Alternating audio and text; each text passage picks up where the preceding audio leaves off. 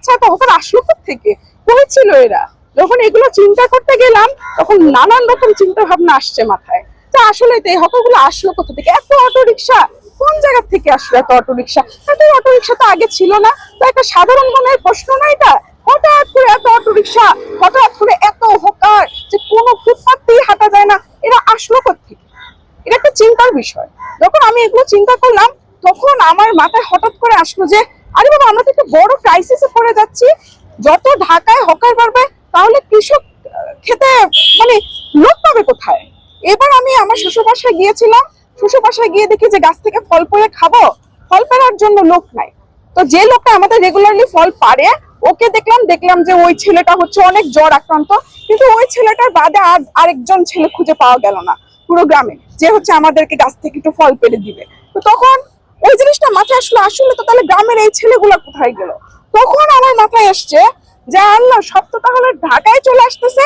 তাহলে এইভাবে করতে থাকলে তো কয়েকদিন পরে দেশে আর কৃষকই পাবো না আমরা।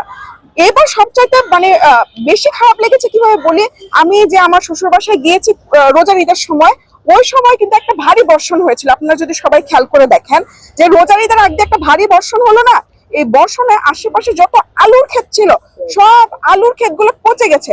মানে হচ্ছে ঈদের নামাজের সময় যে এমন বিশ্রী পচা গন্ধ যে আপনার ঈদগার ওই পাশ দিয়ে যাওয়াই যায় না। যেহেতু আমি ঢাকার মেয়ে, আমি তো অত ভালো বুঝি না। তো আমি ওদেরকে জিজ্ঞেস করছি যে এত বৃষ্টি গন্ধ কিসের? ওরা বললো কি যে আলু সব হয়ে গেছে, আলু উঠানোর কথা, কিন্তু আলু তো আমাদের এখন এত লেবার নাই যে একসাথে এত আলু তাড়াতাড়ি উঠানো যাবে।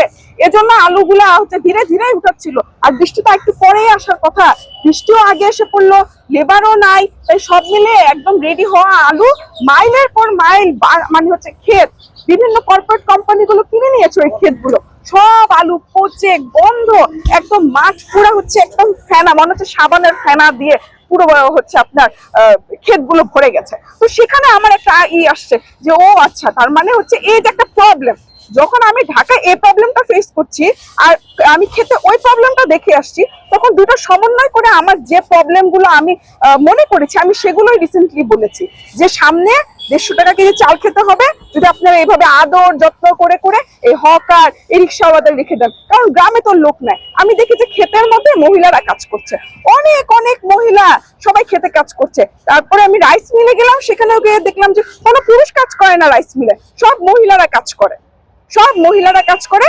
ওরা হচ্ছে এই যে চালই করছে, চাল সোজা করছে, আবার ঠিক করছে, আবার বস্তায় ভরছে, মানে প্রত্যেকটা কাজে ওখানে নারীরা করছে। তা তোমাদের পুরুষ কোথায়? পুরুষ সব ঢাকায়।